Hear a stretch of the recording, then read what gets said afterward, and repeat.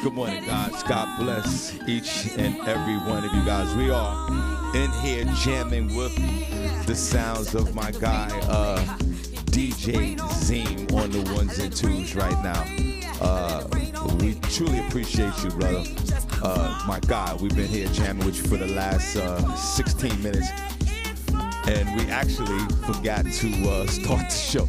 So, special shout out to DJ Zeem. We'll get back to DJ Zeem 50 minutes after the hour. But, okay, good morning, guys. God bless each and every one of you. It is a Throwback Thursday. It is Thursday, November the 3rd, 2022, 17 minutes after the hour. Welcome to the Shawn Harvey Morning Show, featuring the Wake Up Team. That's with Cindy J, only place on earth where you get your morning started right, guys. God bless you guys. Hope everything is okay out there in the world with you guys. The chat room is wide open, or you can call in 570-982-6950. Get ready for an action-packed show this morning if you don't mind. Thank you so much. Please like and share the Shawn Harvey Morning Show, featuring the Wake Up Team, sponsored by Comedy World Network. We appreciate you guys over there. Shout out to all our affiliates, and shout out to our folks up in Rochester, New York. 100.9 FM WXIR FM radio. Hope you guys enjoyed the music of DJ Zeem this morning. We truly appreciate you. The Shawn Harvey Morning Show featuring Wake Up Team is on all major podcast platforms. Good morning, guys. God bless each and every one of you. And thank God for Jesus, like my mother always say. We're on all social media platforms. Just type in the Shawn Harvey Morning Show featuring Wake Up Team, or the links come up. Thank you so much. Join our group on Facebook, Shawn Harvey Morning Show featuring the Wake Up Team group. Thank you so much on this glorious Thursday in the beginning of the month of November. Thank God for Jesus. This is where you get your morning love. But Cindy J, most importantly, is the only place on earth where you get your morning started right. Cindy J, good morning. God bless you. Good to see you. You're looking well. Skin looking great. Good morning. How you doing? And God bless. Good morning, Shawn. I am doing great. Good morning to everyone listening. I'm so happy to be back. We have an amazing show for you today on this Throwback Thursday. We're going to get started with Senny Says, where I will let you know what is going on in Hollywood entertainment news, as well as front page news with Senny J, where I will let you know what's going on locally, nationally, and globally. So make sure you all stick around for that. Thank you so much, Cindy J, and God bless you. And it's good to see you, Cindy. It's the first time I've seen you since we did the live taping of the podcast taping at Comedy in Harlem last Thursday. It was actually your birthday, Cindy J. Yes. And it was a glorious event that day. And I don't even think we really had a chance to speak about it publicly before we move on with the show. What was your thoughts? It's been 1 week, Shawn, that I've seen you. Right. It's crazy. So how do you feel about what happened last Thursday, real quick? I feel good. And yeah, you don't remember, I called in the next day on Friday, but you did? yeah, I did. Okay. Sorry. No, but you know, the love continues. And I'm actually sorry because literally right after that, the next day, I went to Houston and I got back Monday and I still don't have my voice back. It's been wild, but I appreciate everybody, all the love. I still have messages. Can I still heart and like stuff and respond a week after the fact? Sure. Will you guys still accept it from me? Because there's so many. This literally was the best birthday I've had. You guys keep topping it every year. Because I thought last year was the best. Well, but Cindy, this year, God bless top them. Well, God bless you, Cindy. Thanks. You on your birthday, and we were all celebrating last week, and also for your birthday. And guys, we got the first of many commercials that are about to flood the social media platforms, Cindy, on what we did last week. So, guys, continue to join the ride. Continue to join the Shawn Harvey Morning Show, featuring the Wake Up Team. Like and share. And we appreciate you. Now, Cindy, I'm going to sit down because I'm old and I got a little dab of the diarrhea. Wait, what? I'm a little diarrheaed out. How are you just going to say that? Why do you have diarrhea? Because I took some medication because I went to the dentist and What? The dentist now? yeah, because the I'm getting doctor's done with you. Yeah, the doctor's done. You're moving it along to the next Yeah, thing. I'm moving it along because I'm fixing my mouth, Cindy J, and the doctor gave me some antibiotics the other day to take to clean up my mouth, right? But he also said, Cindy J, that it will cause massive diarrhea, and he said to just get some Listerine. he said the brown one. He said, okay, yeah, that's the old school one, dude. That's the one I take. Yeah, gargle with that, some salt water, hydrogen peroxide. Yeah, of course. Yeah, I know. I do that anyway. But you he don't gave need me no antibiotics. Yeah, but he gave me something anyway. So, and I took it. So then, before we move on, Cindy goes, if you want to prevent the diarrhea part of this whole situation with taking this antibiotic for your mouth, and then he also said, I use the Listerine anyway. I actually have a really clean mouth. I'm doing some surgery on my mouth soon. So, Cindy, what are you doing? There's a lot going. Well, there's a lot going on, and I'm going to be one of those entertainers with the stupid big teeth. Get ready for these big teeth, Cindy. No. So Cindy, he goes to deflect off the diarrhea before we start the show. It's disgusting. He says, I would strongly suggest you eat. While you're taking this medication, eat yogurt. It'll eat yogurt. It'll deflect off the diarrhea. And of course, Cindy, I didn't listen to that. Ew. I'm from the Bronx, New York. I don't eat yogurt. Right. Sure enough, Cindy, I've been very active in the bathroom.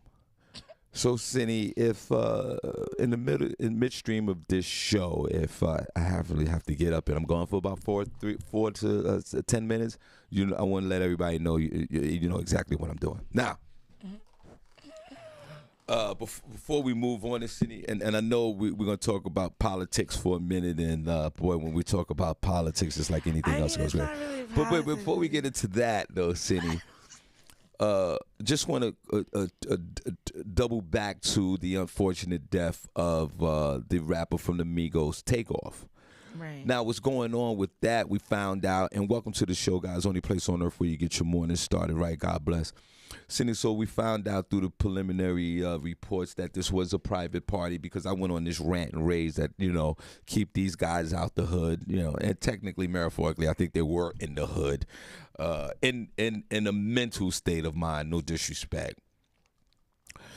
And there was only 40 to 50 people at this location where they were, right? At this bowling alley called 810 in downtown Houston. And it's weird. Cindy had just left the day before all this happened. I think, yeah. Actually, I think the day of, it was just, they were like in the morning. Was it right, it's on the same Monday? day, right? It was the same. Actually, right. It was 2 o'clock in the morning, and you left at what time? I left at like 9. See, if you and your homegirls was on and popping, y'all would have been at this private event. No. But your stature is limited. First of all, we really did it up Sunday night. We actually didn't come home until early Monday, but we weren't there. We were at another place. Why would we be at a bowling alley? Right. So. But I don't know if they were there the whole weekend. I think they had a show or something like that they were doing Saturday and Sunday. We were like, we wish we were there, but. Good morning, guys. Come on in. But good morning, guys. Come on into the chat room. We truly appreciate you. Only place on earth where you get your morning started. Right. So, Cindy, now DJ Academic, who I love, this young guy, he be talking a lot of crap on social media. He's the one that called the old school rappers dusty, which you co-signed that. And you said that 70-year-old rappers should reinvent themselves in their music, which I thought was an incredible line when you said that. Cindy, he goes on an investigation, sort of trying to figure out who was there. Cindy, the reason why I bring this up before we move on is a lot of the people are now coming out, and I'll play some of the sound clips in a moment. A lot of people that were there, the younger folks, the police are actively looking for these people, because you know how they say this is an active investigation. Right. And good morning, guys. Welcome to the show. Any place on earth you get your morning started. Right.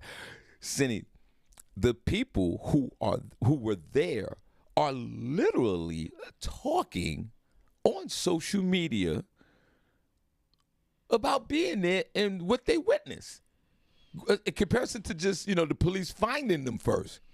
Yeah. Cindy, do you think that's a new trend where, because and thank God Thank God we have this video. Everybody has their phones to utilize. Shout out to my man Greg Young and Nut. We appreciate you. We got new music from Young and Nut as well.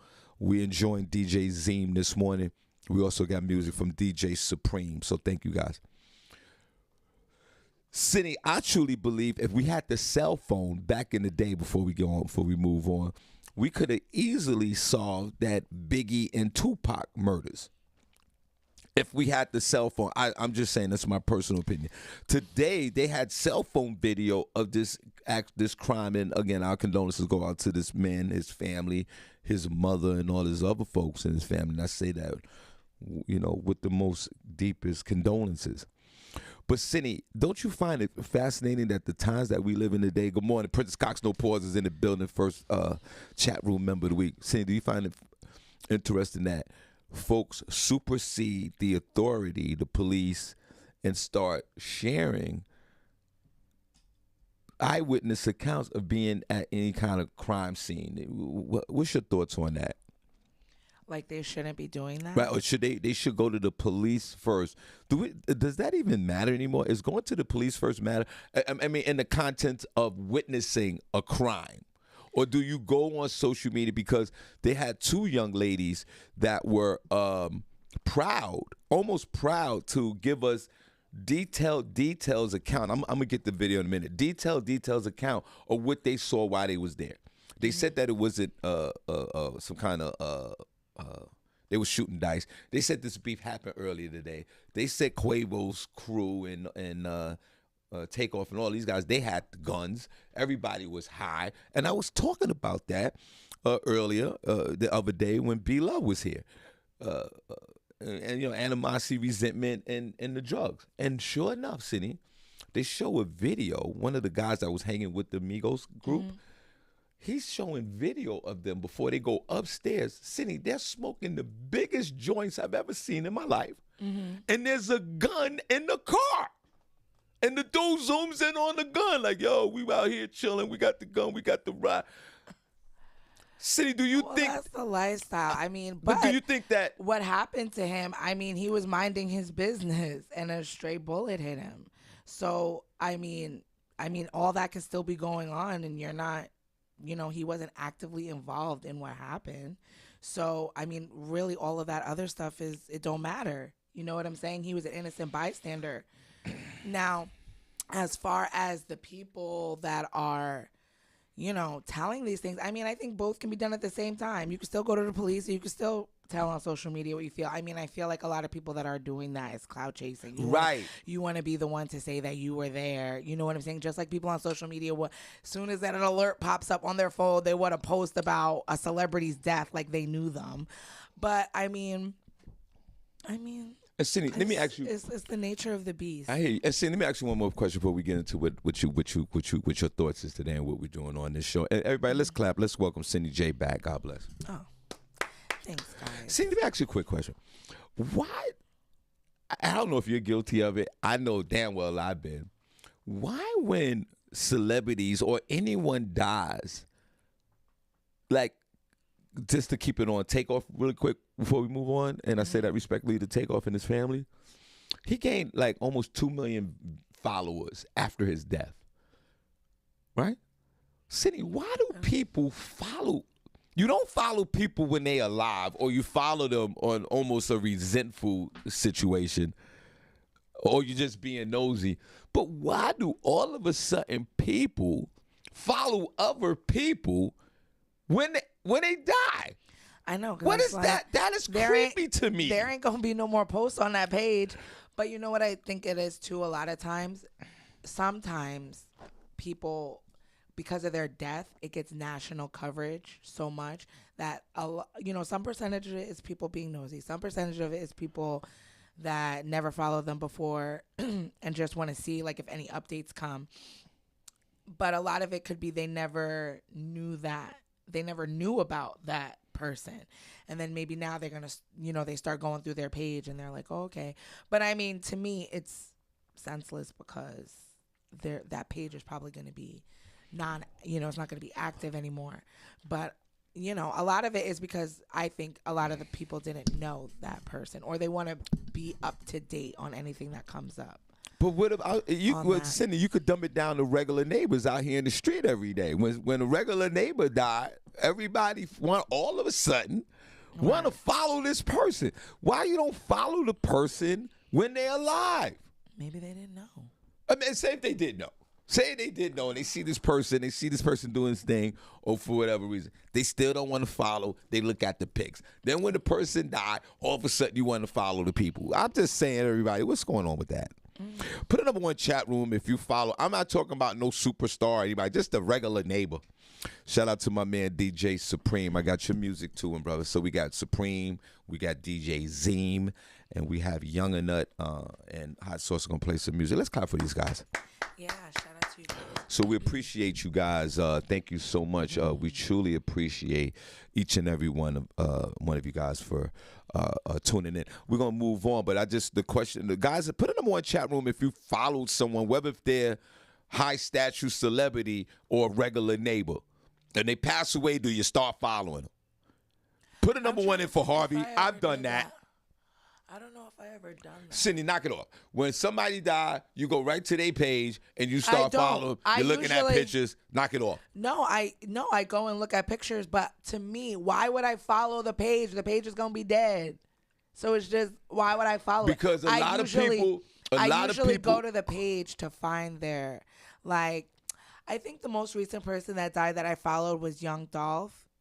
When he passed away, his wife, I started following her because she had, like, you know, she said some, like, really, I started following her, and PNB Rock's girlfriend. I started following her. So you following dead rappers' girlfriends? Yeah. Okay, let's clap for that. Yeah, because, you know, you want to see what they have to say and what, you know, how they're moving on, because a lot of them, they have kids. A lot of people. And stuff this like is that. This is why I follow the folks when they die. For all various reasons that you talked about, but I think the main reason why we do it is we want to see that last post. I definitely go to the page.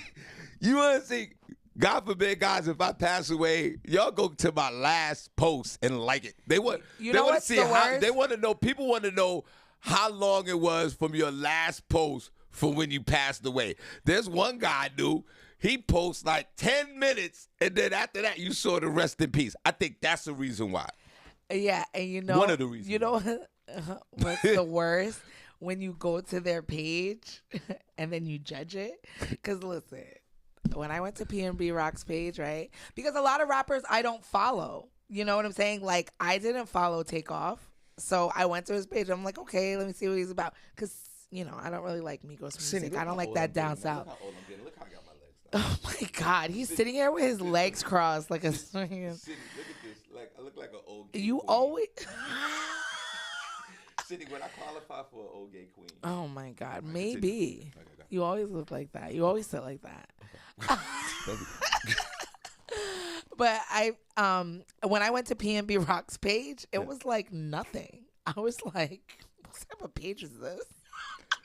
And then I felt so bad because it looked like he was like. So you judged his page after the fact? Damn. Damn. I was like, what is this? There was literally like 4 pictures on there, and it's like, I guess he was promoting like a new album he was putting out. But I was like, I'm definitely not following that. But like B Love said in the chat room, she did say if there is an income opportunity, someone will take advantage of it and keep the page going. Yeah, that could be a possibility. Like somebody in their camp might keep the page going. You know, because you know Facebook does that. They have you can memorialize your page and talked about that. Stuff like that. So you know they might be doing that with his page. They'll probably release, you know, his music out. But I don't think they're gonna do it through his page. A lot of the times those pages, they just, because if it's really that celebrity's personal page and they used to post on it a lot, unless they had like social media handlers, you know, they're not going to know the password, I guess. But who knows? But yeah, RIP Takeoff. When I did find out about it, I was very sad. A lot of these, you know, rappers are dying. I don't know what's going on. Okay. They need to stay inside. Guys, welcome to the show. Cindy, next Monday we're going to send another date out for the next live taping that we're doing. Now it's back. Now it's by demand. So we're going to do it again, Cindy, to film it again and back at the same location in the next 2 months. So we'll let you guys know. And they that. found my slides. Shout out to Comedy in Harlem for finding my shoes. Funny story so about that before we get excited into Raphael Warnock.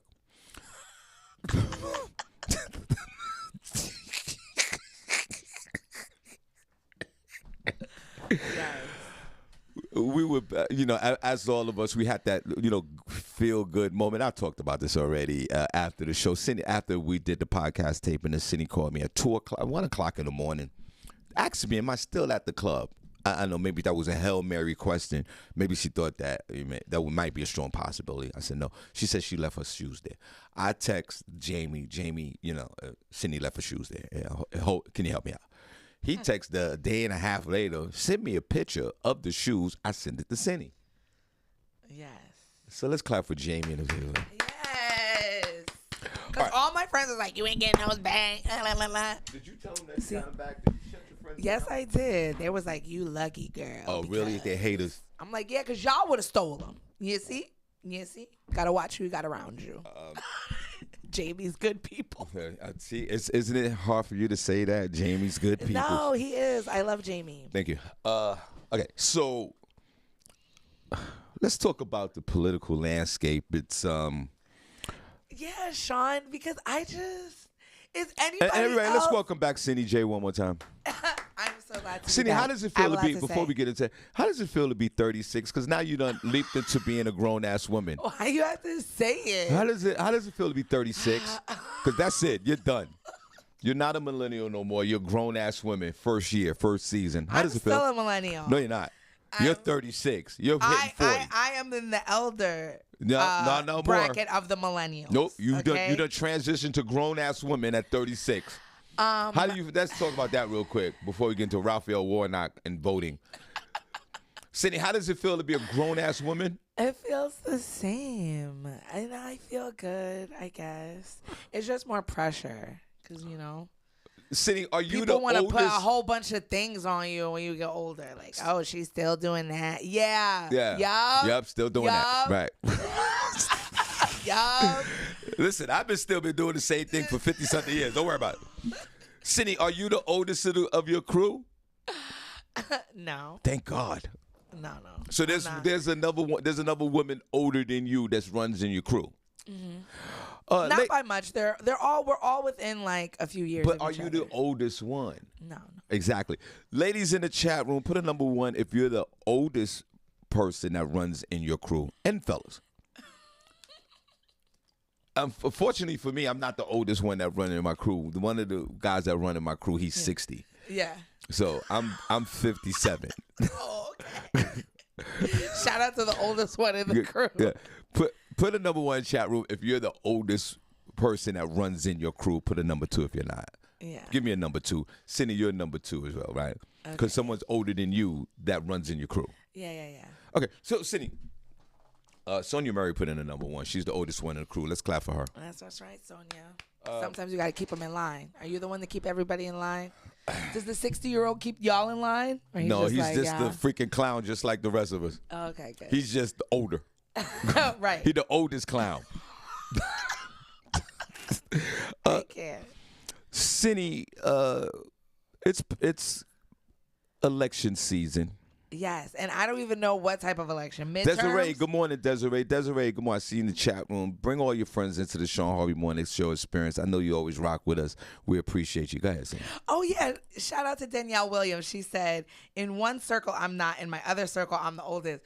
That's true because, like, with my friends and, like, people of the show, I'm not the oldest. But, like, with my sister, because I hang out with my sister Maya a lot. If you have seen her, she's 6 years younger than me. She came to the comedy club with her friends. And by the way, just want to say Maya's, fine as hell as a young lady. God bless her. She is. She be doing her thing. But so like when I hang out with her and her friends, I'm the oldest in that crowd. Damn. She's young. So with your sister's friends, you're the oldest. Yes. You're literally auntie. Yes. Oh my God. I'm the oldest. I'm like, y'all. Are you sick? That's disgusting. They're always like, old Senny. Oh, really? Senny too old. You can't get low like that no more. You can't. Are you serious? They be telling me I can't go to the club. They say that to you? Yeah, because you I old. was like, don't be an ageist. Ageist? I'm like, I'm not that much older than y'all. They're like, nah, we not 30 yet. Don't put us in that bracket. Oh, my God. That's what they all say. Oh. We not there yet. Oh, my and I'm God. like, That's you horrible. will be soon enough. And that's right, Eric. Shout out to Josh and Eric. Oh, my God. Josh's birthday's coming up. He's going to be 30, going to Vegas. So, Oh, my God. You aren't going to be in that bracket. Cindy, you really shouldn't be hanging out with them 20-year-olds. You really should. They keep me young. Can you still drop it like it's hot, Cindy? Yes. You sure? Yes. All I'm right. going to post y'all a video from Texas. I have to throw it You're up today. 36. It don't matter. And then I got my daughter. She's only 14 right now. I got a whole other generation oh my of young God. ones coming up. And they're going to be like, Mom. Oh, man. Yeah. I keep some young ones around me. I hear you. Got to. We talked about that before. You got to. All right. Yes, you got to. So in one crew, to clarify what Daniel Williams is saying, in one crew, you're the oldest, in the other, you're not. Right. And once again, shout out to Sonia Murray. She's the oldest in her clique. Right. And God bless her. I'm the second oldest in my clique. Right. And boy, you know you're getting old when the oldest dude you hang out with is 60. God, I'm getting old as fuck. I'm sorry. I cursed. No, but Shawn, Sorry about that. To piggyback off that, you know what is so funny? Okay, so this weekend,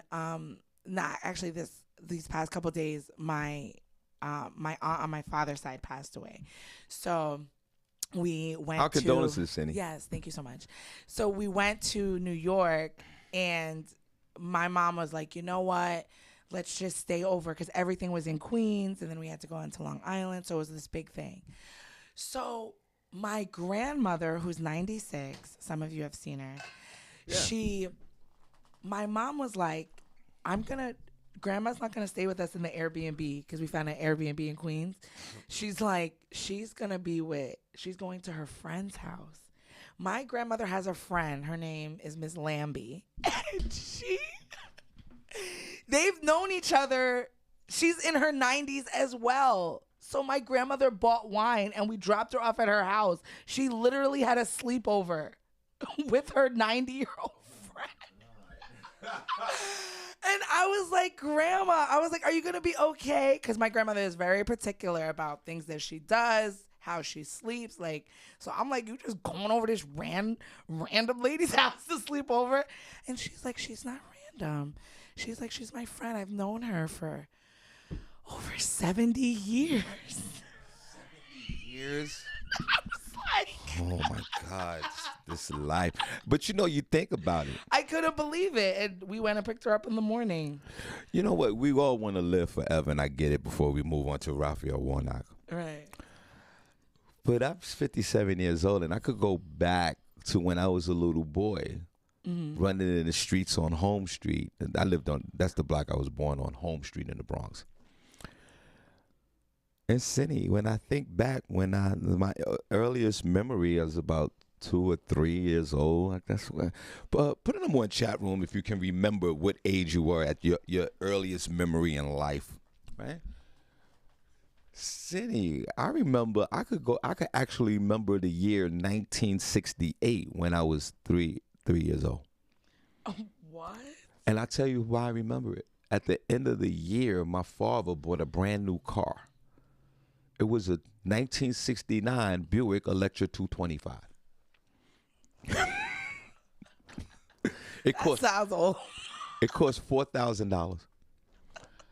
And Cindy, he pulls up in front of the building with the car, with the sticker on it and everything. Now, it was a brand new car, but he got it. Sometimes the car comes out the year before. Right? He pulls up. We live on the 6th floor. We didn't have the child protection guards on the window. Back in the 60s, kids were just falling out of windows on a regular basis. right. I don't know what y'all was doing. Yeah, before. we were leapers. I'm weak. And Cindy, he pulls up. I happen to look out the window simultaneously. Just happen to look out the window. He shushes at me like to be quiet because he wanted to surprise my mother with the car. Oh, okay, yeah. Cindy, that was in 1968. So I'm thinking, I'm 57 right now. Right. That was a long time. I've been living a long. Now you surprised that you're 57 years. Cindy, I've been living a long. Now I'm thinking of your grandma. Your grandma was 14,000 years old, like my mother. Right, right. Cindy, that's why I can kind of understand when they ready to go. Yeah. Cindy, if you're blessed to live, it's a long ass life. 1968 was a long time ago, Cindy. Right. Put it on one chat room if you can remember your first experience, anything. I think I remember something in 1968. I think I remember that.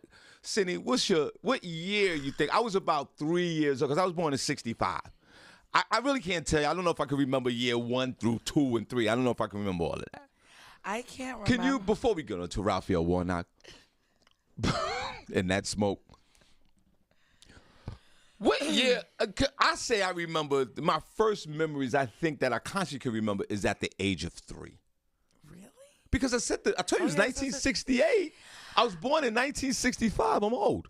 I can't remember You back can't- what's that your far, and that first might be memory because of you my can- herbal remedies. But the earliest, because I've thought about this before because my cousin was trying to tell me that she remembered something from when she was like 4, and I'm like, no, I don't think you remember be possible. that. If I could remember something when I was 3. I don't believe that. But no, Cindy, this because happened. you know sometimes, yeah, I saw the car. All right. But I think This is in 1968. I was 3. I think sometimes, because they say you usually remember certain things when it was like either traumatic or like it was something that really stuck out. So maybe. But I think sometimes what happens is people sometimes maybe hear things over time, such a long time, that it can create a memory that you necessarily, because I mean, I just think that that's so far. But if you can, I think the earliest memory that I can like really like remember has to be like when I was like maybe like 10, like really? Not, or like between 7 and 10, because when I asked my mom about it, she was like, yeah, you were like about that age when. Cindy, your earliest memory in life could be as late as 10 years old? Yeah. Are you serious? Yeah, Shawn. Cindy, that can't be true. I've had a lot of stuff happen. So maybe I just like block Now, some stuff out. If some people in the chat, what they saying at the age of 1, I don't know if Sonia Murray says she can remember about 3 years old. at 3 years old. Wendy said she can remember 4. 4, being see? 4 years old. See, so I think that's what it is, Cindy. I remember something. DJ Supreme said he can remember when he was 5. See, I think between 3 and 5 is that age window. I mean, that's not but really Cindy, 10? normal. 10? Between 7 and 10.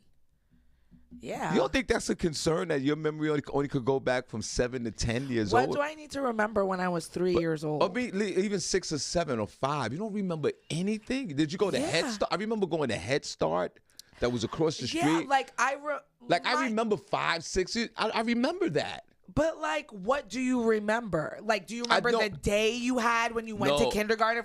It has to be a specific thing that happened. No, I don't that you remember. the Do you remember the whole year of you when you were 5? No, I don't. Okay, of course, so I just remember certain. So, like, if somebody jogs my memory about something when I was that young, I could possibly be like, But Cindy, you're saying like, 10 years old? That's too late in life to remember something. Why? I'm going to look up the average because they say that that's normal. 10 years old? Cindy, I could clearly remember. That was 1975. We moved from the home street in the Bronx, New York, and we moved over to the Rogers place where my mother lived today. That was between 9 and 10. When I was between 6, 7, and 8, my mother and my uncle, her brother, they all lived on the same floor in this building. So my mother lived I remember the apartment. It was 6D. My uncle lived in 6E, and my other aunt lived in next door. And I clearly remember this building. This was in 1974. I was 9 years old. And I went to Head Start across the street from this church. Cindy, you got to remember something when you was 5 years old. You got to. Well, there is something called childhood amnesia. It says most of us don't have any memories from the first 3 to 4 years of our lives. In fact, we tend to remember very little of life before the age of 7. However, a new study has shown that you can develop memories as early as 2 to 2.5 years old. Oh. And when we do try to think back to our earliest memories, it is often unclear whether they are the real thing or just recollections based on photos or stories told to us by others. The phenomenon is known as childhood amnesia, and it has been puzzling psychologists for more than a century, and they still don't fully understand it. I don't remember like you said, I don't remember, before we move on to Raphael Warnock, Cindy, I don't remember the year 1968, obviously. I just remember certain things that happened. My father, I think I remember, now that I'm thinking about it, I remember something even earlier than that. My father, he had a Chrysler back then. Some old car, was a gray car. That was before he got the new Buick. And I remember, this is actually my earliest memory. I got out the Chrysler car with my mother and father, and we walked into the hallway of this building, 900 Home Street. That's the earliest I can remember anything about my life. Yeah. And then my father purchased this car. Months later or years, I don't remember. That's my second memory. And that was I think I was around 3 years old. And this is somebody that's coming, there's somebody from me that has a horrible memory. Right. But Cindy, it is very concerning to me. And thank you for your honesty. That the only thing that you can remember in your whole entire life when you start your memory bank is between 7 and 10 years old. That's really late in life. 10 years old, you got to remember something that's going on. According to research, it's perfectly fine. And I'm obviously suffering from childhood amnesia. Well, let's clap for that. Obviously, that's fine. You know? What are they saying, but also, if nothing, you know, when they say, because I've looked into like what they say about like memories and remembering and like all this other extra stuff, right? Usually, well, and also they talk about it, you know, when they talk about witnesses and recanting stories, right? Because you can ask somebody what they did yesterday, and like, what time did you do it? And they'll be like, oh, it was this around that time. But when you actually go back and they'll be like, oh, well, you know, you said you went here after work, but you didn't. You actually stopped here and there. And they're like, oh, yeah, like, so they say unless something really significant happens, it's going to run into like another day. Can you say that you actually did that yesterday, or was it actually a week ago that you did that? If somebody's telling you to recant something that happened.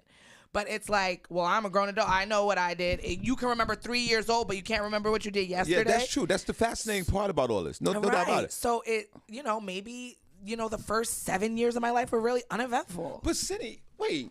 And I'm going to leave this alone. What they're saying, do folks remember their earliest memory? I'm just saying, and I know you. People said that they have, you know, certain memories. Okay, I'm just saying this, and I'm going to leave this alone. Alvin Bland said he doesn't remember much under the age of 13. 13? Cindy, don't you think, shout out to our guy, Alvin.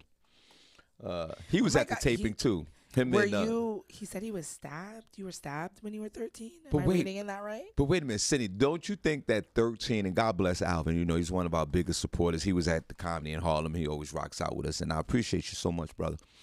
Cindy, you don't think that 13 years is really late in life?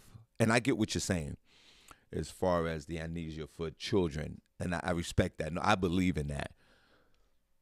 Well, you got Cindy, you think that 10 years old like you and 13, you don't think that that's really late in life to start remembering your life?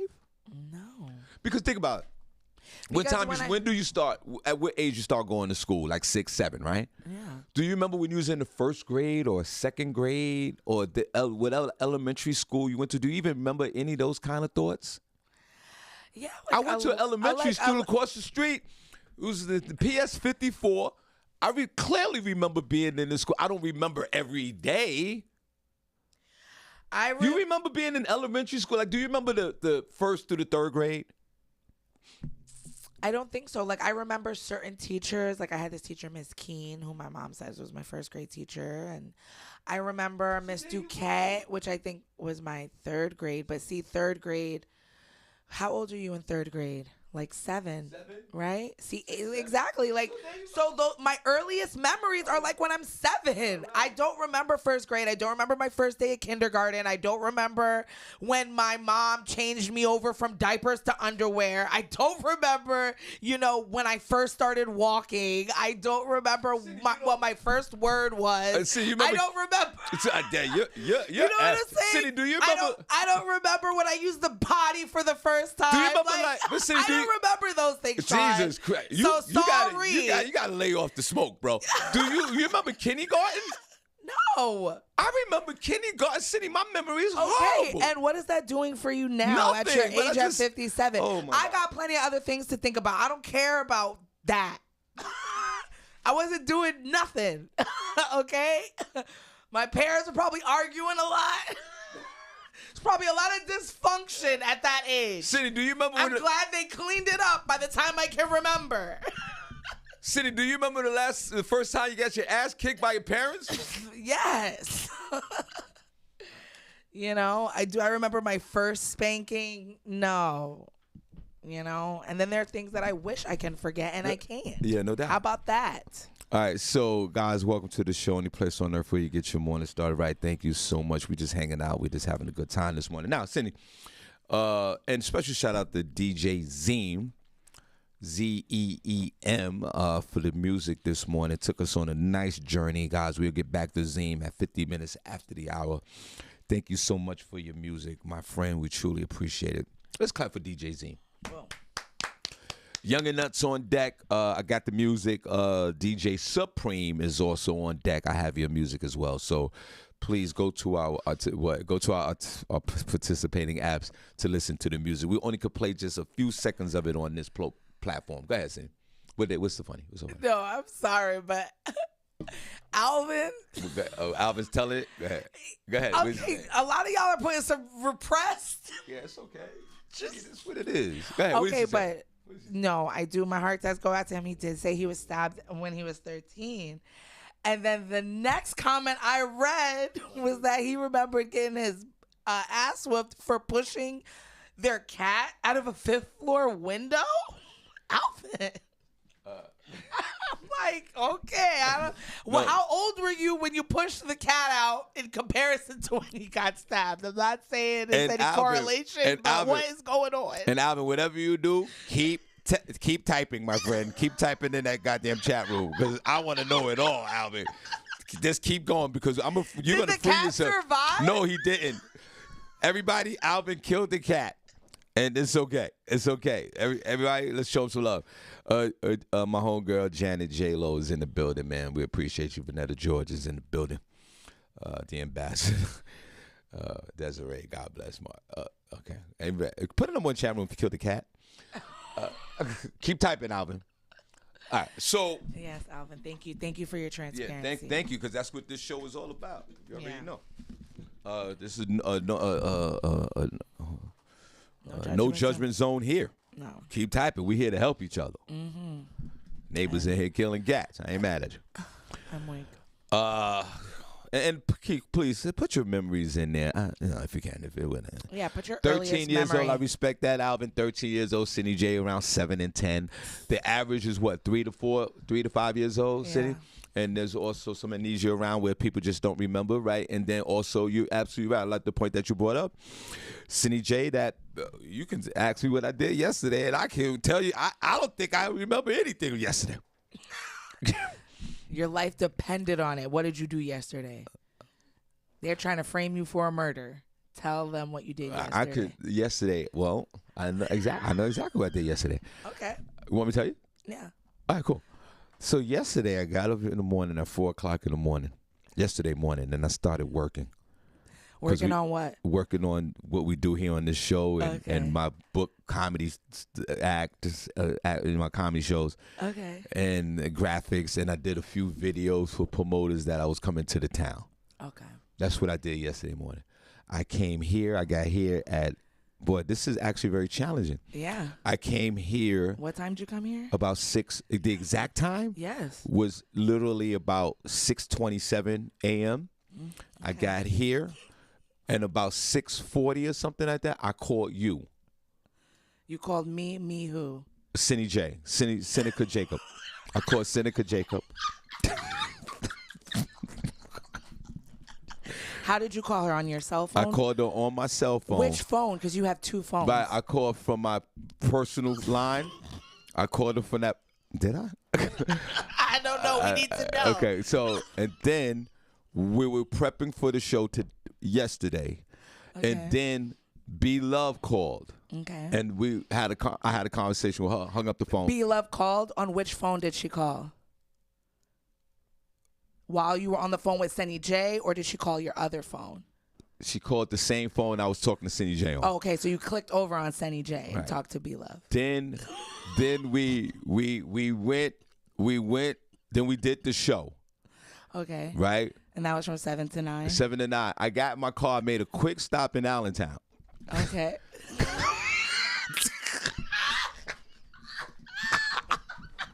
How long were you now? About 30, 45 minutes? About an hour and 15 minutes. I was in out. That's an inside joke. Okay. Okay. So you were there for about an hour? About 19 minutes I was in Allentown. Was there any traffic on your way there? Not at all. Was there any traffic on your way? No. And then where'd you go after you left Allentown? Mr. Harvey? Yeah. Where did you go after you Go left? tell you. Give me a minute. I stopped at the supermarket and picked up donuts. Which supermarket? The Wegmans up here on Center Street. Okay, and the donuts, are they in the front? Are they in the back? They're Did in you have the to walk around? They're in the side by the bakery. I ordered the coconut, Okay. 2 coconuts with the cream in the inside, pause, Okay. and a vanilla cream on the top, and a chocolate with coconut sprinkles. That's what the bonus son like those those donuts. Speed it up, Mr. Harvey. Did you pay cash or card? Card. So there should be a receipt of this transaction. Sure. Okay. Then And what time would you say that's around? 12ish. Now it's 12? Well, Because you left the show at 9. No traffic. No traffic. I got to Allentown 9:30. I got out of there about 11:15. Went over. I picked up another coffee at the Dunkin' Donuts on The way to Wegmans? On the way to Wegmans on 7th Street. Okay, now we're stopping at Dunkin' Donuts. I forgot Did about you that. talk to anybody in Dunkin' Talked Donuts? to nobody. Got my coffee. Got the F out of there. Went over to Wegmans. Picked up the donuts. Swiped the card. Got the donuts. Right. Went home. I was home at 1 o'clock in the afternoon. Right. My wife was sick with a cough, and I was taking care of her the rest of the day. While I was in the house, I was working Okay. on the phone, on the laptop, took care of her. Oh, and I ordered dinner. Okay. I picked up the dinner from the restaurant, Sobeys or Sabby's or wherever it's called it right there on Broad Street. Okay. Came back home, Okay. fed my sick wife, took care of her ass, walked the dog, Okay. came back home. I got into bed at 5 o'clock 5 o'clock. in the afternoon while the sun's up. And you stayed there for the rest of Went your day. to sleep to 7:30. So you took a nap in Took the a evening? nap in the evening. and then that's your evening? And Did got you- up, did the rest of the laundry, Okay. folded the clothes while my Okay. wife was in the couch sick. Okay. And your wife can corroborate all this. Sure. Now, what the F did you do before we get into Raphael Warnock? What the F did you do yesterday? That was really good, Shawn. Thank you. Let's clap for me. You did your whole day. Now, they're going to go back and fact check all of that. But that was really good. All right, so guys, what we're gonna do? God bless you guys. Welcome to the show. Only place on earth where you get your morning. Shawn, you have the mind of an elephant. Thank you. Read some emails. Just stop. All right. I was talking to DJ Zeem and DJ Supreme to get the music. B-Love said you went to Wegmans to get donuts. Doesn't add up. Why you didn't get the donuts at Dunkin'? Because the donuts at Wegmans, they make it right there fresh. Oh, look at you. Not you making And I got the receipt to prove it. I can't. I go right on my app, right to my bank and show you I got those donuts for $4. Yeah, that's another reason you can pay with card. It's always good. Keep a paper trail on yourself. Look at DJ Z. Yes, he did. Yes, he did. Clap for me, man. Sit here. Not you giving him some of his alibi. All right, Cindy, so the political season is coming upon us. Next Tuesday is election day in this country. And I know that, Cindy J, you are slash socialist slash libertarian slash don't like this country. I get you. I'm not even mad at you for that. But we do have a democratic system here in this country where it allows us to vote, whether if you believe in voting or not. We grapple about this all the time, about the electoral college and do your vote really matter? I'm an old school American black guy. I guess maybe I'm trained and I'm not woke. I think the vote still counts. Cindy is more progressive thoughts, the old school millennial, that the vote doesn't work. It's a total waste of time. I'm not mad at you. But we put a number one chat room if you intend to vote on November the 7th, which is a national voting day, right? Yeah. It's not state to state. This is every state in the country. Right, and it's for the state senate, right? Or for various things? Or other than the president, right? No president this time, right? Yeah, no president. Okay. So Sinian came in here, bust through the door. Kathy, thank you so much for sending 50 stars. Y'all gotta send some stars. Yeah, Kathy. And let's clap you. for Kathy. She came up to the event last Thursday. She looked absolutely beautiful. And Kathy and I and Alvin and a few others had to make that trek back to Pennsylvania. Yes. Thank God for Jesus. Kathy came. Let's clap. She came all the way from Pennsylvania, man. That was amazing. And we all, they left, and then I left, and we all went back to the great state of Pennsylvania. Now, Cindy, we grappled with this from time to time with election year. Put a number one chat room if you intend to vote on November the 7th. Right. Now, I think what's more interesting now at this point, and Cindy is definitely right, I think more of the attack ads is more interesting than the platform. They call it like a political platform that these guys have, where their agenda is, government reform or the border or bring taxes down. The cliche kind of measures that all these guys have, to try to win political office, right? Say. Mm-hmm. I think that, put a number one chat room if you intend to vote. Cindy, if you don't mind, give me a number one. Mm-hmm. I'm gonna do the old school voting. I'm gonna vote. My precinct, my voting precinct is right down the block from my house. Guys in the chat room, and since we talk about memory, how far is your voting? What do they call it? The voting house? What do they call this thing? A voting house? A poll place. What do they call it? The polls. A voting poll. What? What do they call the place that you go to vote? What is that place called? The polls.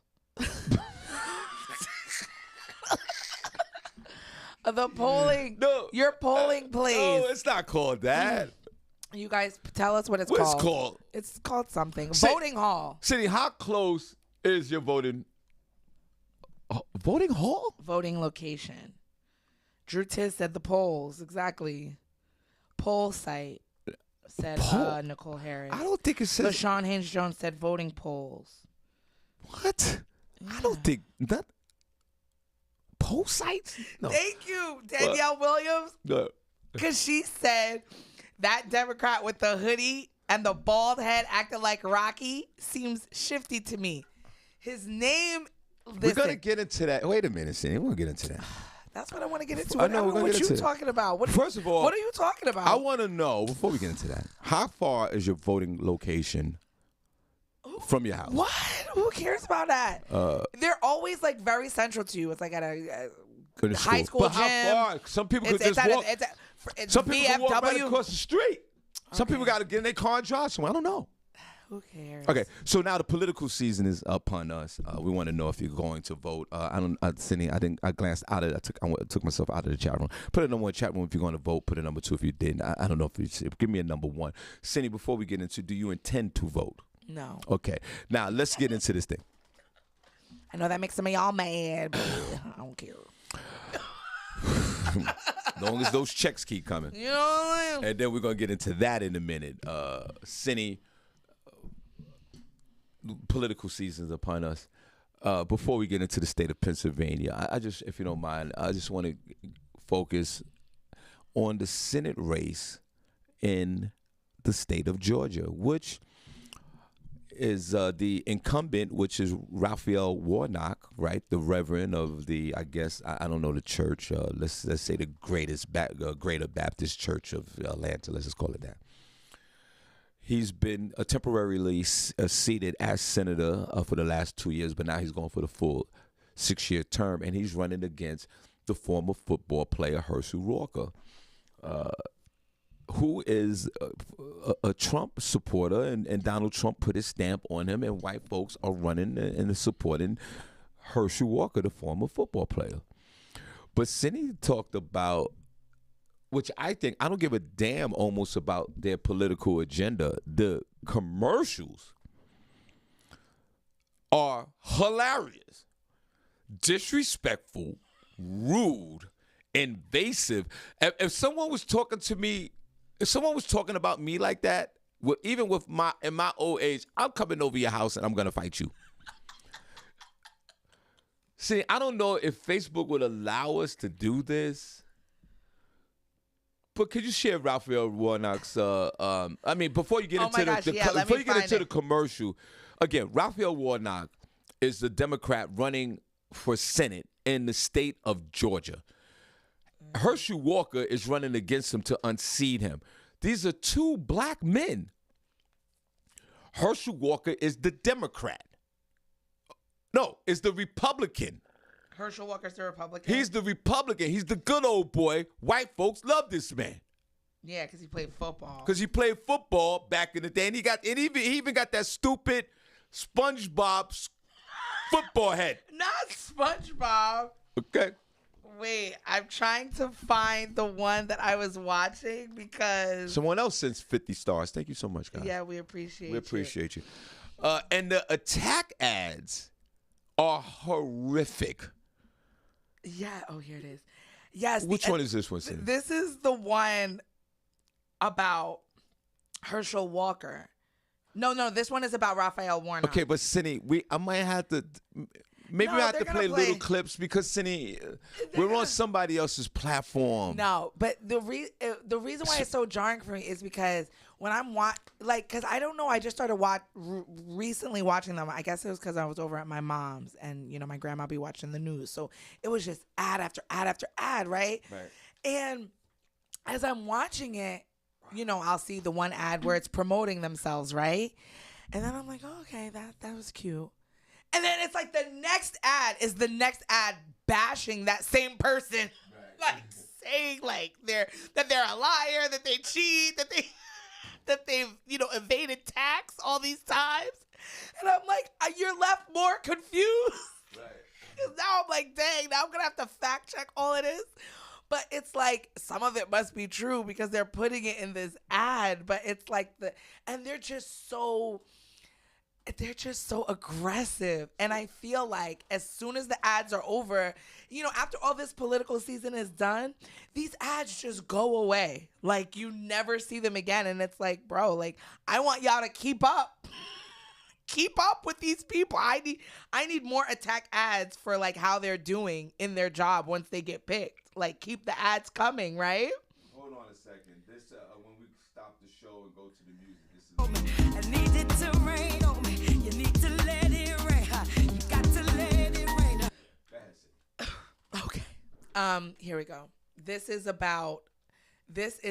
attack ad. I didn't even know they were called attack ads. Right. Attack ad on who? This is an attack ad on Raphael Warnock. No, but wait a minute. But tell us. But this is Herschel Walker's attack ad about Yeah. Raphael Warnock. Yeah, I would imagine. Because before you play, because sometimes, Cindy, it's the attack is coming from the candidate, or you ever hear these disclaimers where they go, "This is also from the Republican Party of the protection of animals." Like they purchase ads as well. Yeah, so this is That okay. doesn't matter, Yeah, I'm just this saying. one I'm assuming because it keeps referencing him. It says in this ad, Walker claimed. Okay, I don't so know if yeah, we this can is play this. this Cindy. is They might from knock us- Walker's camp. Oh my God, let me see, Cindy. You Yeah, might have to it's- not play too much No, of it, it's Cindy, good, it's because good. they So It's not I'm good, gonna Cindy, and it's then I'm not- gonna play an attack ad from Warnock's team Okay. about Herschel yeah, Walker. but Cindy, just take it easy. Oh, with the ad, please, because they it's- might. Cindy, I'm gonna shut the volume down if it's too much. Oh wait. Cindy, wait. Let me put my hand on the button. Wait. Let me put my hand on the button just in case, Oh Cindy. my gosh, this is good. Okay, All right, put it right on top of that microphone. Pause. I'm weak. Okay. We haven't put nothing on top of anything in a minute anyway. Raphael Warnock. We see him on TV, but what is he really hiding? Here's what his ex-wife had to say. I've tried to keep the way that he acts under wraps for a long time. During their divorce 2 years ago, police were called when Warnock hit his wife with his car after an argument. Earlier this year, he was accused of neglecting his small children and failing to pay court-mandated child care costs, despite being worth more than $800,000 and making $174,000 a year from taxpayers. When officials tried to serve him papers, Warnock ran from the process server. Georgia voters are learning a lot about Senator Warnock, but take it from the people who know him best. He's a great actor. That was amazing. Yeah, I let's was clap, like, let's clap. yo, It's not Raphael hit somebody with his car. Yeah, His wife. But Cindy, you Listen, No, Cindy, I you- don't. You know I don't like domestic violence. You know I don't like that. Yes, Shawn. you do. He lost my vote. wait, but Cindy, me hear a lot Herschel. of it. Wait, Let a me lot. hear Wait a minute. Herschel. A lot of this is not. You don't even know if this is true. But wait, It is true. But wait a minute, Cindy. I find the Babylonian lady's voiceover more intriguing than the story. Who is this woman? Because you don't really talk like that when it's time to get your ass whipped and serving papers. He They- ran from the process server. They needed an African American sister to go up there and describe these crimes. They needed a sister to go up there, girl. Ralph, yo, he be bugging. He beat that bitch ass and then hit her with a car. He tried to step to me too with his. And then his punk ass gonna run away from these papers. They got the wrong women. No, they got the right one. That is. Let me see if I have Now, but this. what does that have to do with you voting Because for? it speaks to their His character. What, are you serious? Your president, Donald Trump, back in the day, was worse than this guy. Oh God, it speaks to his character. Let me And what see. did the ex-wife, shame on you? He's a great actor. Then they put the echo in there. He's a great, Great actor. Yo, ex-wife, what is your problem? Why are you doing that? You looking crazy in these streets. Play it again. You looking crazy in these streets. Damn. He dumped you 2 years ago. You mad? Leave her alone. That's the problem with you women. He dumped you. He's senator now. He has no time for you. No, leave him alone. I'm trying. Let me get the other one. Told all his business. Yes. And when they tried to serve his papers, Raphael ran. Really? Listen, who doesn't run? If when my ex-wife my brother-in-law served me papers, if I had an opportunity to run, I would run as well. This one is to Rafa. This is about Herschel Walker. Supposedly, this is coming from his ex-wife or something like that. Easy, Cindy. I don't want the show to get blocked. Go ahead, play it. Cindy, I got my foot. Well, Cindy, wait. To my temple. Herschel Walker threatening to kill his wife was not an isolated incident. He made violent threats at least 10 times over a decade, threatening to shoot several people in the head. even threatening a shootout with police. All right, hold on. In 2019, Hold on. Herschel Walker talked about choking his I see. Stop playing it. Stop playing it. Stop for a second. Stop. What's going on Stop. with Herschel Walker? Stop. Their thoughts right. Wait. Stop. First of all, how many of you neighbors have threatened to kill your wife or your girlfriend? Cindy, you probably been threatened 15 times. Ladies, put another one in the chat room if you heard this. Bitch, I'll kill you. Put a number one chat room, ladies, if you heard that. And put a number 2 if you haven't. And leave the number 2s out because each and every one of you have been through that. Yo, these attack ads. Right, it's the attack ad. Forget it. That's what I'm saying. What are we voting for? The personal garbage that these candidates have gone through or their issues? I say, let's go through the personal garbage. And whoever has the most morals, they win. Because really, other than President Joe Biden, who I'm a fan of, who, just helping Americans on a daily basis, are these guys really doing that? But my whole thing is this. How do the candidate approve these messages to send out to the masses? They have to be finalized by Raphael and Herschel to go out. Like, how do you?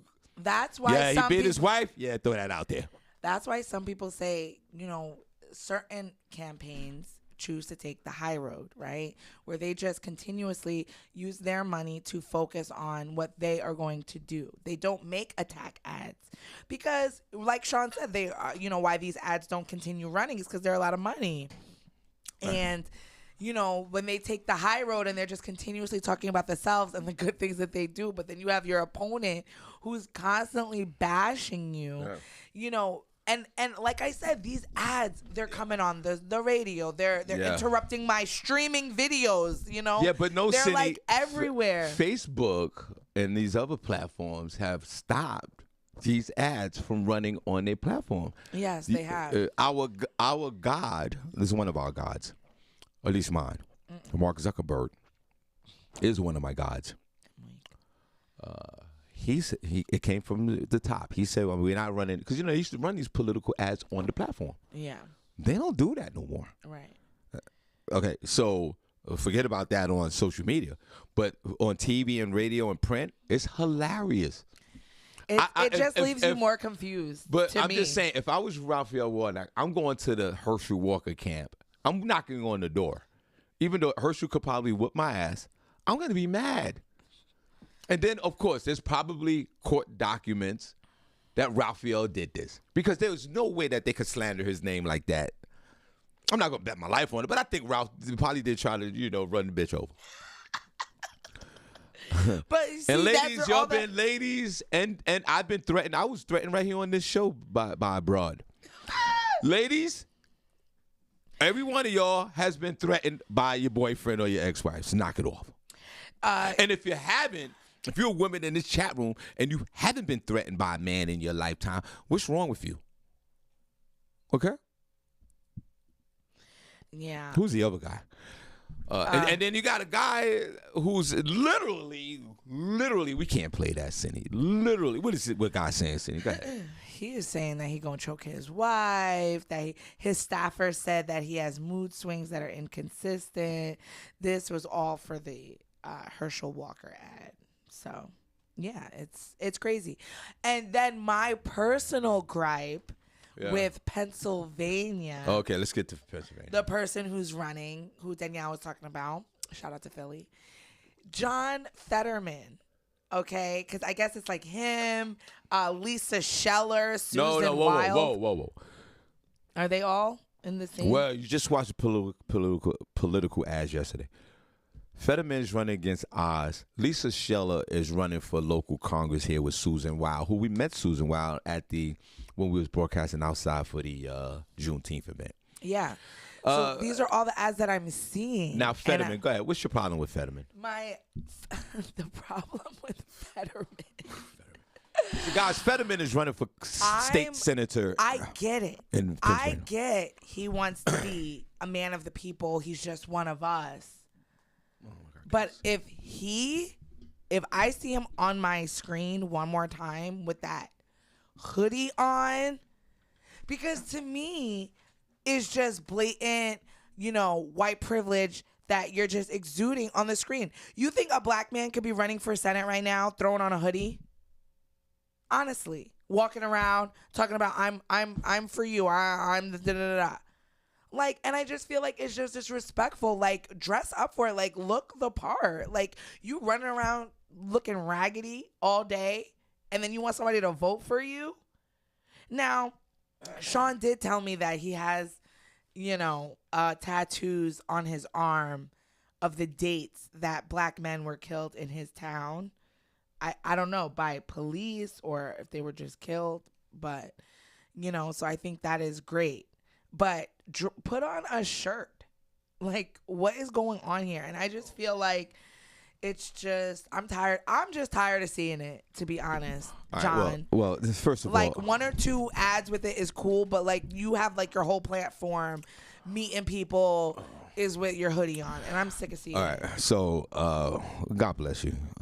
You're not getting my vote with that. If you're not voting for him because he simply wear a hoodie because it's a misrepresentation of privilege, I understand that. But my whole thing is this. The man's been wearing a hoodie forever. So, whatever. I mean, at least it's something that he didn't just start wearing just to, send some type of message. Okay, fine. He is doing it, though, to send a message. But he's been wearing hoodies all his life. So, whatever. I don't care. Whatever you say is fine. But my whole thing is this. My concern with Fetterman, and good morning, Shauna J. Music, who I believe, if memory served me right, was the second chat room member of the week on this show. I think. This is a guy who is currently the lieutenant governor of the state of Pennsylvania, which I think is a position that none of us care about. It's almost like vice president of the United States. Shout out to Kamala. Is it Kamala? Kamala Harris? What's her name? Kamala Harris? Kamala. Who's 3/4 black. She's still an African American. Right. But this is a position that I think that, at the end of her career, Kamala Harris is going to have a tough journey if she's going to run for president of the United States, because even though Joe is the president, boys, your ratings are low and nobody cares. Same thing like Fetterman. Who cares about, I say this respectfully, who cares about the lieutenant governor of any state in this country? Right. Do they have a union? Or is there a club? Do y'all guys got a Facebook page? Put a number one chat room. I guarantee that if you guys don't research it and Google it, name the lieutenant governor of your state right now without Googling it. I bet you none of you know who it is. Now, shout out to Crystal really quick. I'm not spewing wrongful information. I was just playing because she's saying Raphael Warnock, it was not found that he ran over his wife's foot with the car and all this other stuff. That is for other people. I just played the ad. We played the ad. And that's what people go on. And that's what I'm saying. That's what people go off of. They literally go off the ad, and they can do their own fact checking on what it is. Play that again. I think. I'm just saying it's jarring. It's hilarious because when you first hear it, it does make you want to fact check though, because it's like, are you hitting your wife with cars? Yeah, but even if he, so that's what I'm saying. Didn't the ad said he attempted to run over? Nah, it said hit. So I mean, if he said that, listen. Look, the ad is running in Georgia, but we coming at me? Yeah, but my whole thing is, how bold can they play an ad like that if it's not true? I would sue the crap out of him. But hold on, back to what we were talking about. Nobody cares about lieutenant governor of the state of any state. I don't believe. I don't care. Right. No. Shout out to all the lieutenant governors on the earth. My concern with Fetterman is, Cindy, like I shared with you, she didn't even notice because she came here busting down the doors with this, whole political attack ads. Fetterman, who Cindy didn't know, he caught a stroke after the day or two after he won the primary here in the state of Pennsylvania. Now, when he caught his stroke, I was like, my first thought was, you should resign from running for senator of the state of Pennsylvania on the federal level. Yeah. You got a stroke, bro. Like, I don't care if it's a minor stroke. Like, whatever the minorest stroke you can have, you should fall back. You got that rehab to go in. And then his speech was slurred. Cindy, look, type in the debate on YouTube. They had a debate last week, and when he was up there talking, they was asking questions. He had a teleprompt up there. He had to read it because he couldn't get his words together. So he was up there, like he's doing all that, like he's talking like a Russian. And Oz is over there looking at him like, this is some BS. But Oz couldn't attack him because how can you attack somebody that had a stroke? Right. And that's my issue that I'm having with this guy, Fetterman. I think you should, like, if you have a stroke, I say this respectively, I think you should rehab, stop what you're doing, get better, and then, go on back to work. But he had a stroke, and then he was missing, Cindy. Mm-hmm. He was missing for 3 months. He won in May. We didn't hear from Fetterman. He's probably somewhere rehabbing, Cindy.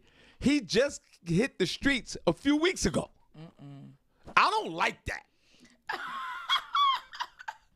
I'm trying to find. I don't like that. And Dr. Oz, he doesn't even live in the state of Pennsylvania. Came here, moved to Pennsylvania, I guess waited for the required time to run for any political office in the state, and did. And Trump gave him the stamp of approval. And they are in a heated race right now.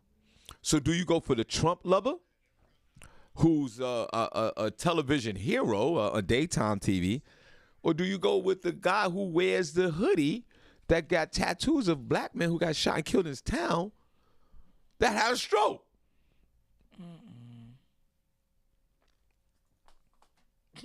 I don't know. I don't know what to do here. Do I vote for the stroke guy? I'm not voting for Oz. I'm not. We're not doing that. And for you black folks that sit up there and vote for Oz in the state of Pennsylvania, there's something mentally wrong with you. Oh, Shawn, don't say that. I'm going to go put a number one chat room if you watch But you know what, Dr. Oz. Shawn? If nobody votes, guess what? Who wins? Somebody's still going to get picked. You know that? Yeah, but my whole... You're right. So you know what? Take the pressure off yourself.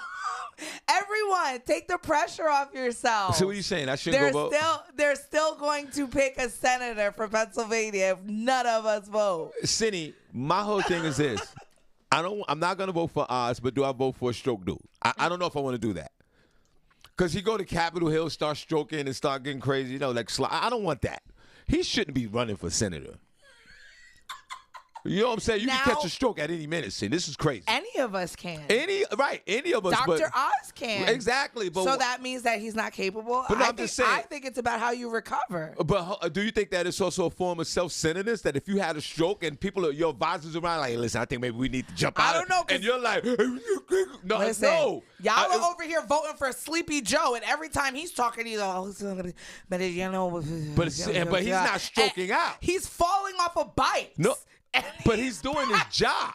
Is he? And let me talk about. So I don't know what's the difference between him slurring his words and Joe Biden giving a speech and blinking his eyes. Are you serious? Because he doesn't know what's going on. Here's where the problem is. He's like 80 years old. He's 79, I think. Now here's the problem. Here's the problem with that. Y'all keep saying facts about Joe. Sleepy Joe. Joe has been acting presidential and doing the job. I don't care what y'all say. And here's where he's throwing it back on you guys. Okay? But since we're talking politics real quick. Joe Biden just announced the other day that, when he said he was going to forgive all your checks, the debt. Yes. Joe Biden, Cindy hasn't been around. You can research this.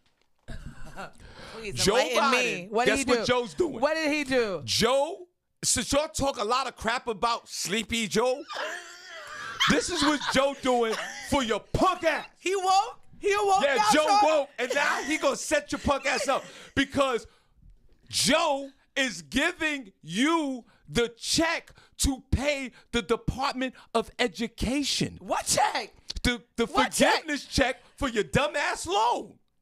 He's giving us a check? He's giving you the check personally. You're supposed to take the check and surrender it to someplace else. Exactly. I ain't doing that, Joe. Right. I ain't doing that, Joe. I ain't doing that. But I'll take the money. I'm going to take the money and I'm going to spend that bitch. You ain't doing that. Joe is making you accountable. When he said that. But he's sleeping. When he said that. Oh, now you want to know what he said. When he but said he's that, sleeping. I'm going to look. Joe going to give you the check. Look at City now. Look at all the neighbors coming out. I'm going to look up because that little $20,000, you are not giving that back to the Department of Education. No. Hell no. So don't sit there and tell me Joe ain't doing his job. Wait, excuse me. Is he doing the forgiveness too? Whatever it is. No, you're Shawn. gonna get a check. See, no, it's not. You trying to say no because you did deny It's two different things. You qualified for forgiveness. I don't know which one it is. Joe's giving you that check. It's all online. They're making funny memes about it. One girl's like this. You mean Joe? She's smoking the blunt too. You mean Joe gonna give me that check? She go like this. I mean, we could flip it real quick. So don't sit there and tell me that Joe's not doing his job. He's gonna hand you a check to set your punk ass up, because you know damn well you're not gonna take $28,000 and give it to the board of education. Let me look this up. You're gonna take that $28,000 and you gonna spend that bitch. We doing front page news right now. Oh really? Well, while you do that, let me use the bathroom.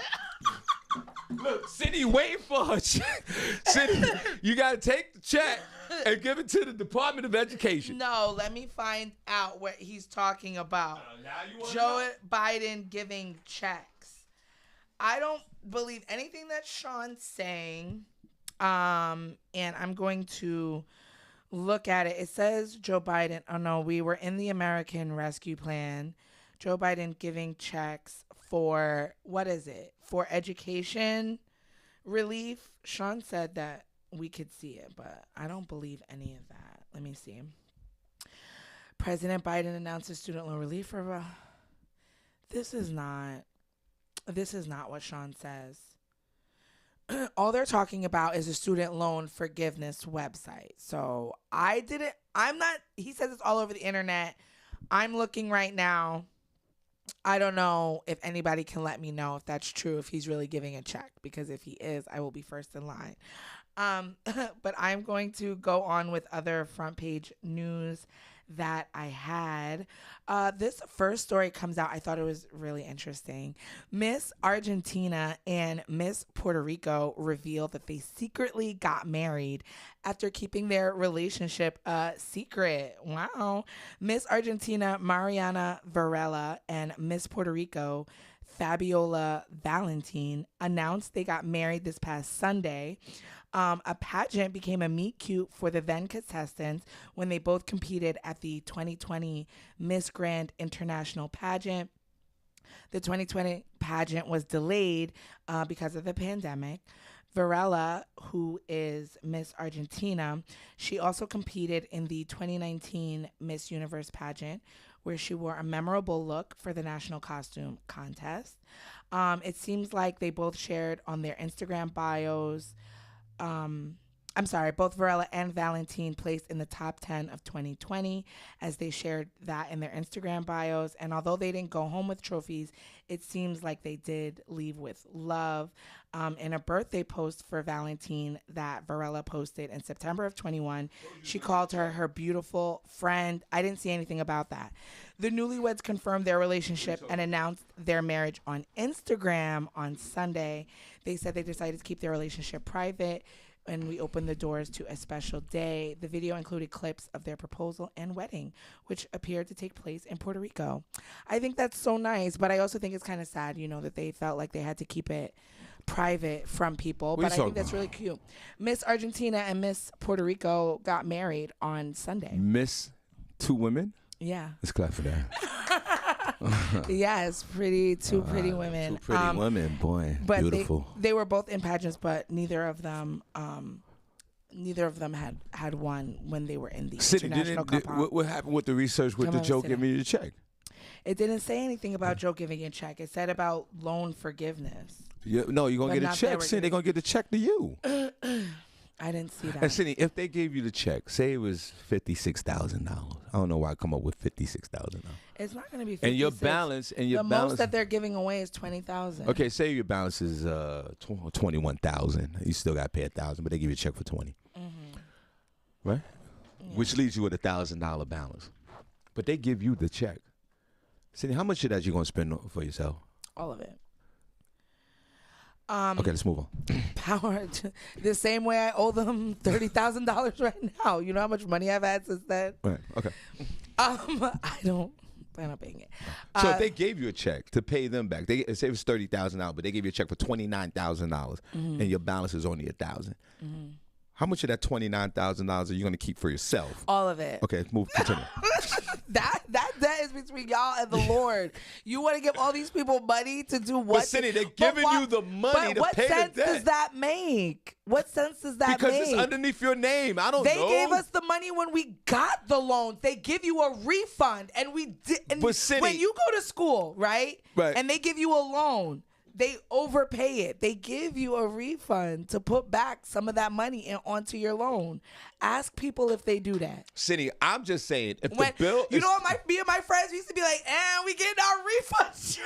Oh, my God. We going out tonight. We going shopping. Everybody can't wait for that refund check to hit. Wait a minute. But Cindy, if it's a $30,000 debt, right, and the government gives you that 20, I could have halved it if I would have used my refund check before. No refund. No, let's throw that out the equation. You got to hear me out. But it's the same thing. Wait a minute, if I wouldn't use it then, why would I use it now? Cindy, if you have a $30,000 bill, it's dormant. The bill is dormant. It's just sitting there, right? Yeah. And the government gives you $29,000. And they say, listen, you got to pay that $1,000. We're going to write a check in your name for $29,000 to give to the Department of Education. How much of the $29,000 are you going to keep in your pocket? None of it. Okay, continue. None of it. None of it. None of it. Go ahead, continue. That's my reparations. Okay, go ahead. Continue giving me money. Go ahead, continue. To give it back to y'all. Go ahead, Please. continue. Mother of 2 children. That's your justification? Yes. I hear that. Anybody this government is going to give me, we need to take. I hear that. I don't understand. Go ahead, continue. Yes. New York City companies quickly. That wasn't the story I wanted. Sorry. Whatever, Tiffany. Yes, I'm having a slow moment. Is that okay? God bless you. She understands. Oh, and welcome man, back, all my Tiffany things are Thomas. working She's out. been out the room for a minute. Now she's back, right? Yeah, shout Let's out welcome to you, her back. Tiffany. We're still here. The doors are open for you, honey. Not the doors are still open for you. Yes. Put it over in the chat room if they gave just say hypothetically, they gave you have any kind of loan. Any kind of loan. Say your loan is $50,000. The government gives you $49,000 to pay that loan back. Let's check our moral compass. Oh, please. If the loan is $50,000, the government gives you $49,000. You only have to pay $1,000 back. How much of that money are you going to spend for yourself? Put that amount in the chat room. Or are you going to give all $49,000 back to the loan? Go ahead, Sid. Did you guys do the CVS story yesterday? Which one? No. About the $1 billion? No.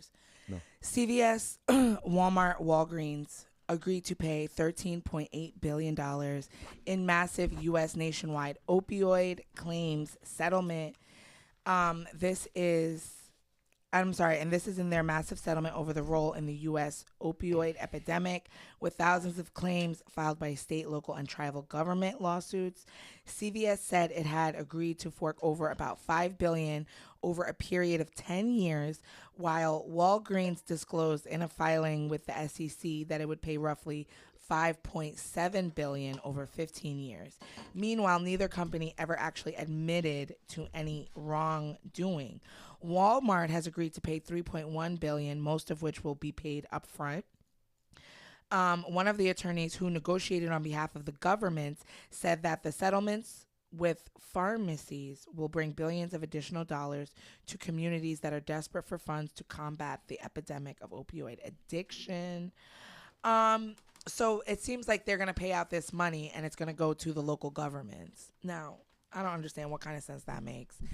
But shouldn't more doctors be charged than the pharmacies? I don't understand how the pharmacies don't they just fill the prescription that the doctor writes? So why would they be at fault? I don't know. I guess when they come in there with, they going in, I don't know.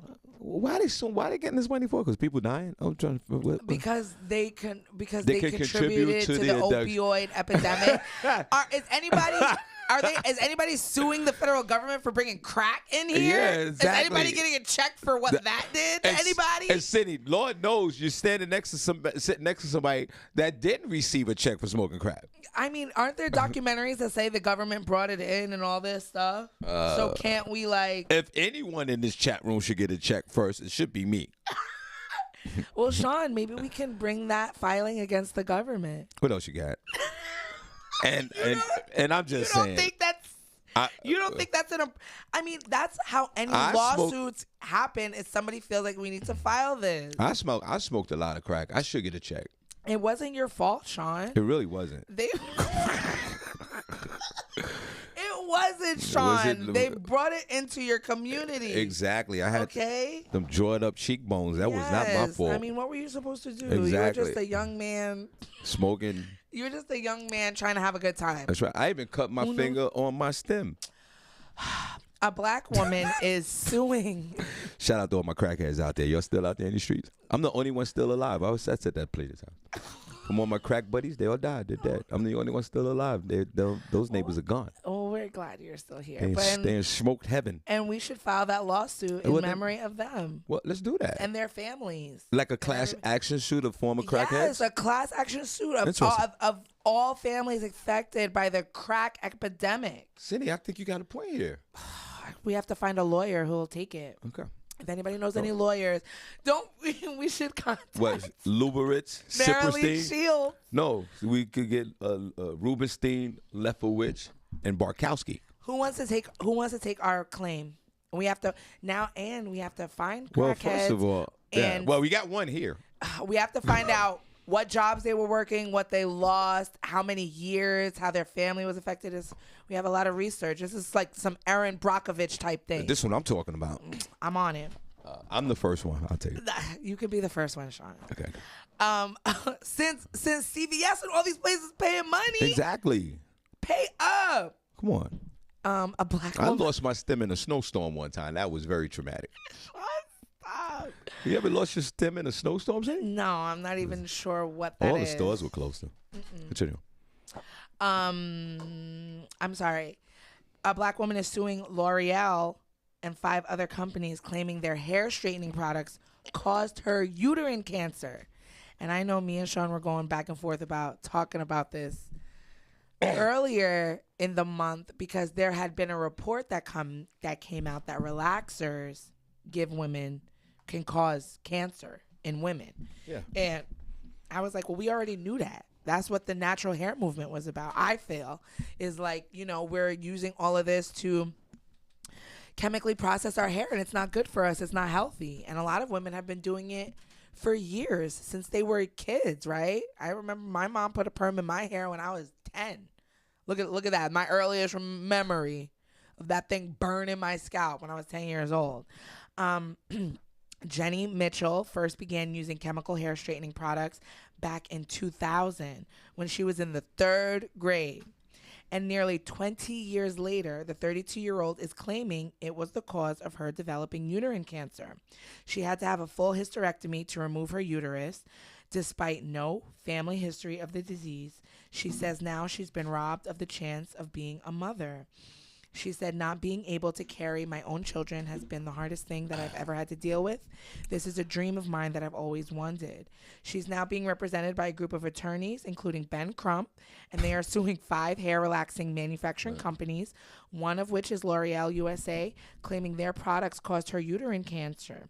The lawsuit filed in Illinois comes a week after a recent study published by the Journal of the National Cancer Institute and funded by the National Institutes of Health found that frequent users of chemical hair straightening products may be more likely to develop such cancers than those who do not use those products.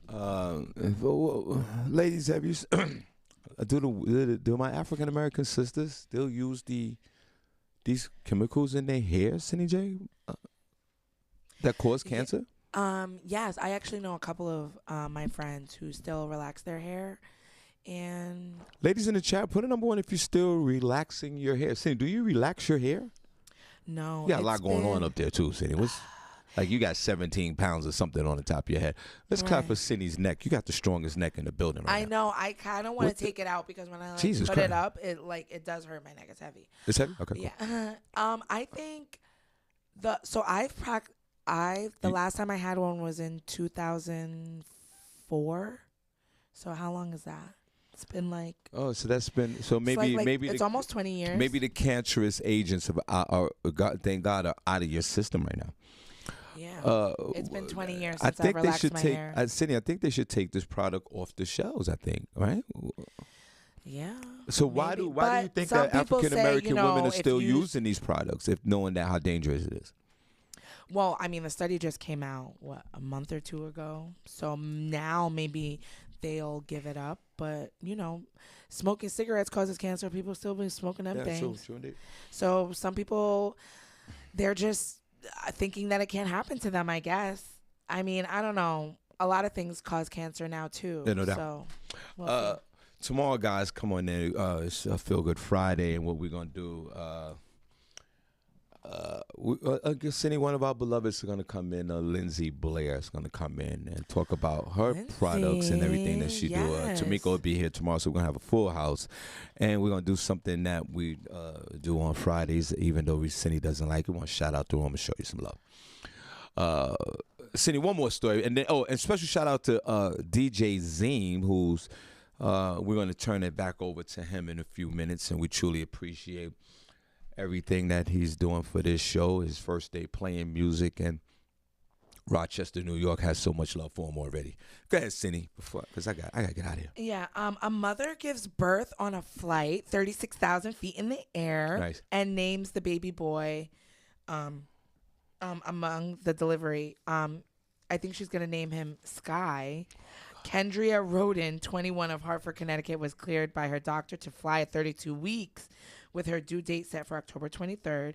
So she decided to go on a trip with her family to DR before welcoming her child. The healthcare worker began experiencing cramps in her airplane seat. Within 34 minutes into the flight, she had gone into full-fledged labor, prompting the crew to aid in her delivery.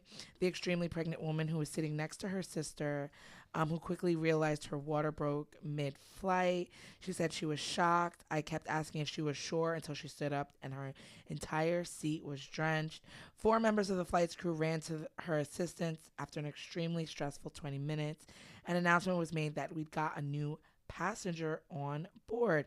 The Roden family has since visited the American embassy to confirm the child's American nationality and expedite his emergency passport, which currently lists his birthplace as in the air. So yeah, right now, and she named him Skylin. Skylin, I don't know. That's corny to me. My whole thing is just because he's born in the air, that doesn't mean you got to name him Sky, miss. But that's your baby, and that's your problem. He probably gonna run out being a criminal in the back of them. No, I'm just joking. Cindy.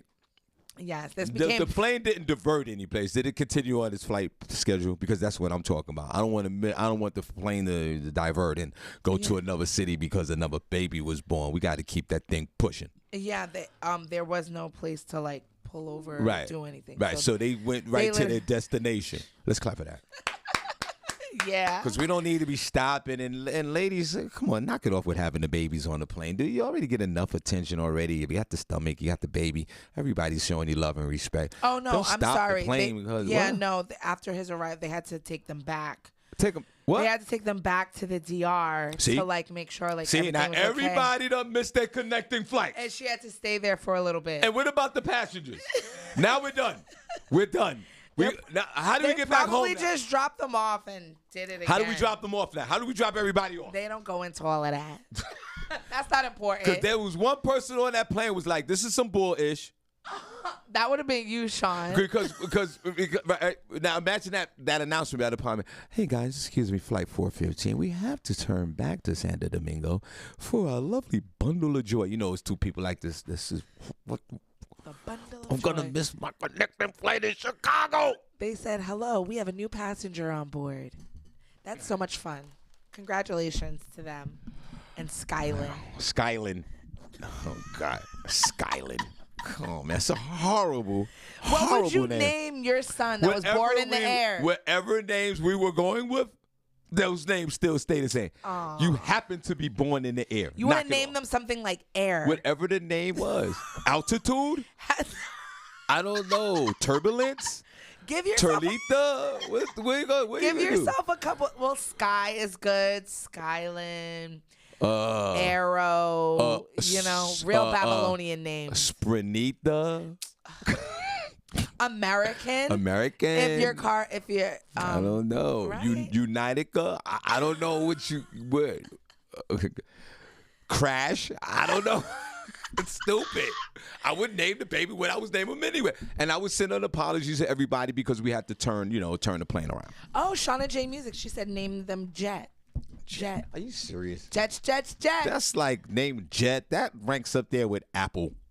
Delta. And You could Cranberry. You can name them Delta. Why would I name my child Delta? They're not going to give you no Sky Point miles. You still going to have to pay for that. You think you're going to name your child Delta? If I'm going to name my child Delta, I want that child to ride free for 18 years. That ain't going to happen. You're still going to have to pay for that stupid flight. You're going to be in coach. There is one airline that I think did that. I think Southwest. They had a baby on board, and they said that they have free flights until they're 18. Well, put a number 1 in the chat room today if you enjoyed the show. Put a number 2 if you're not. And speaking of Felicia. Oh, Spirit. Spirit. I just said Spirinita. No, you could just do regular Spirit. Spirit? What? Jet Blue. Look, now they tripping in the chat room.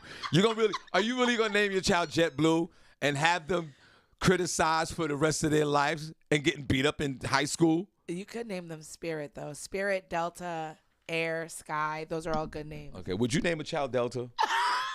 Would you really do that? It wouldn't be my preference, but. All right.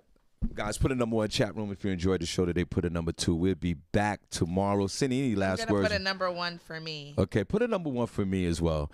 Go ahead, Cindy. And no last words. Just you guys have a great, productive day. This is what I used to have on my emails at work. Today is a great day for a great day. Goodbye. Are you freaking? Sounds so freak. Oh, yo, we're going to go back to DJ Zim. I'm cutting her mic off. Today's a great day to have a great day. Are you out of your freaking mind?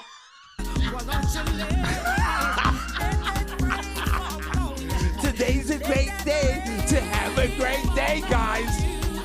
No blacks allowed.